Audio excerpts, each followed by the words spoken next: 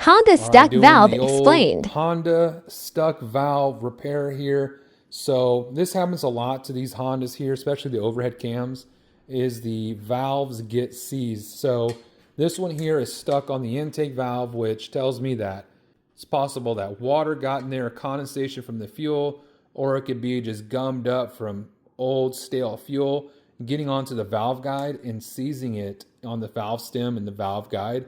And if this ever happens to you, the proper repair would be to replace the top end, which is basically the whole engine block, because of the way this design is. It's one of Honda's worst designs, if you ask me, because it's basically this part, this whole half of the engine. The only thing that you're going to keep is basically the bottom end, which is just this small section. But obviously, you would transfer everything over. And it's just a giant job and an expensive job. So if this happens to you, basically your mower is no good unless you replace the whole engine.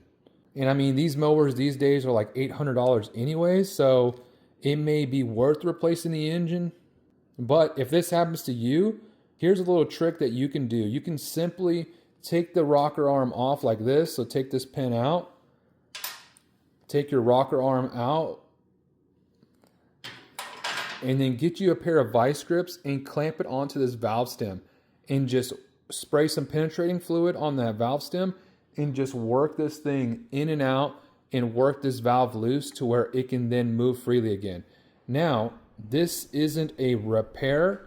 This is something that can possibly fix your machine, but it is not a warrantable repair, meaning that it could seize again in a week, it could seize again in a month, it could seize it again in 10 years.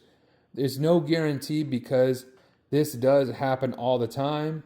But if you wanted to give this the old college try, this is definitely something that I've done to a lot of machines where I let the customer know, hey, this isn't a warranted repair. It could happen again, and they never have the issue again for years. So if you want to try it, like I said, pair of vice grips, pop this retaining clip off and the valve spring off, work that valve in and out. Your engine is already no good, so you're not going to damage anything. Once it's free, it'll come all the way to the top, just like this exhaust valve.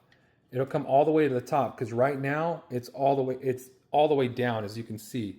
So you can see how far down this is pushed in.